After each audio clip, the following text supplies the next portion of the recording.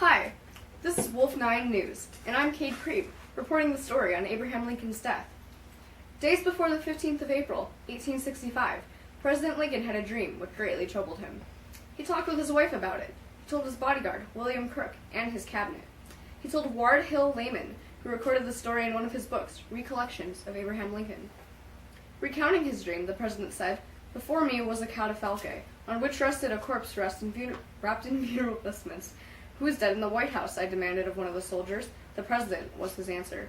"He was killed by an assassin." Then came the loud burst of grief from the crowd, which woke me from my dream. I slept no more that night. And although it was only a dream, I have been strangely annoyed by it ever since. On the day he was assassinated, Lincoln reportedly told his bodyguard, "Crook, do you know I believe there are men who want to take my life, and I have no doubt they will do it. I know no one could do it and escape alive, but if it is to be done, it is impossible to prevent." Hours later, while Crook was off duty, John Wilkes Booth, armed with a derringer and knife, stepped into the presidential box at Ford's Theater. As an actor who had performed on the stage at Ford's, Booth knew the place well. This time, however, he came to play a different role. Aiming his pistol at the president's head, Booth fired one shot at the point-blank range. The .44 caliber bullet entered Lincoln's brain via the left ear. He died at Pesterson's boarding house across the street from Ford's, less than 12 hours later. In the story behind the assassination, meet President Lincoln and his family, virtually visit many of the places where he lived, and see Ford's Theater as it appeared in 1865. See pictures of Booth, his weapons, the fatal bullet, and the escape path which the assassin followed as he eluded capture for 2 weeks.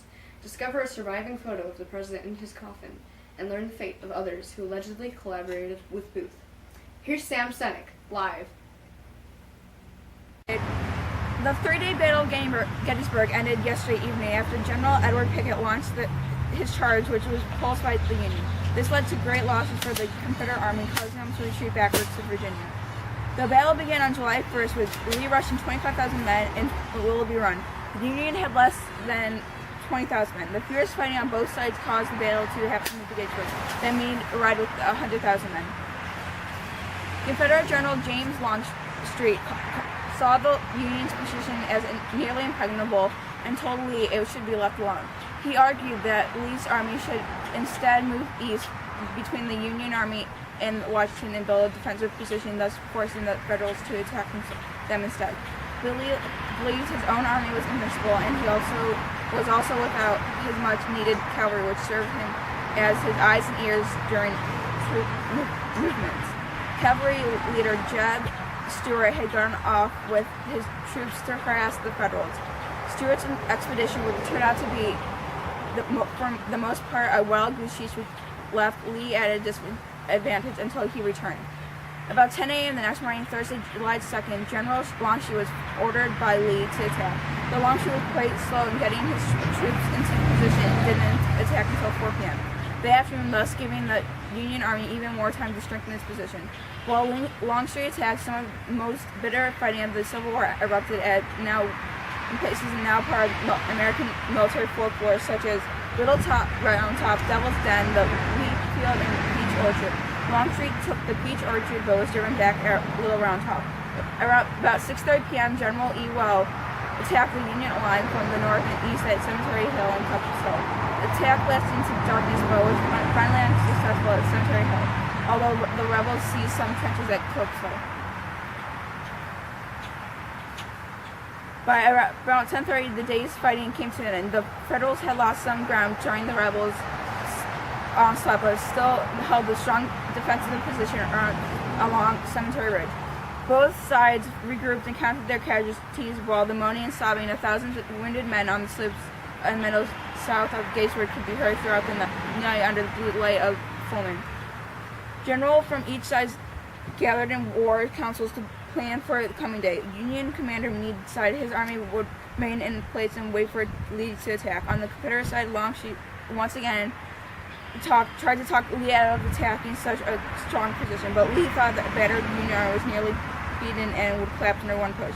Lee decided to gamble to win the battle of Gettysburg, and in fact win the Civil War by Lee attacking the next day at the center of the Union line along Cemetery Ridge, where it would be least suspected. To do this, he would send in the fresh troops of General George Pickett, along with General Ewell, would renew the assault of Pope's Hill. The country had never seen before, it would never see again such carnage. Of the 82,000 Union soldiers engaged, 3,155 were killed, 14,329 were wounded, and 5,365 were missing. The 75,000 Confederates suffered 3,903 killed, 18,735 wounded, and 5,425 missing.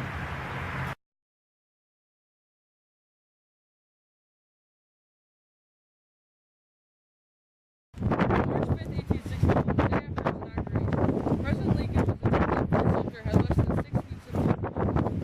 President Lincoln turned down all efforts to settle the differences by the Confederate government decided that it would retaliate for any measure. President Lincoln knew that the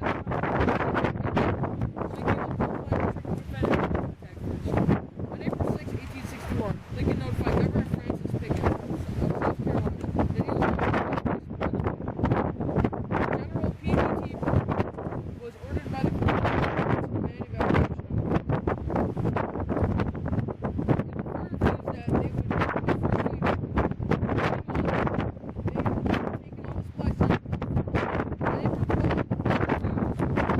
and so the South made a ring around the fort, started the bloodiest war for the first 2 years. As the Charleston awoke and the Union had short supply of ammunition, so Major Robert Anderson ordered the biggest guns they had to be fired from, but they were limited on casements. Men who protected guns.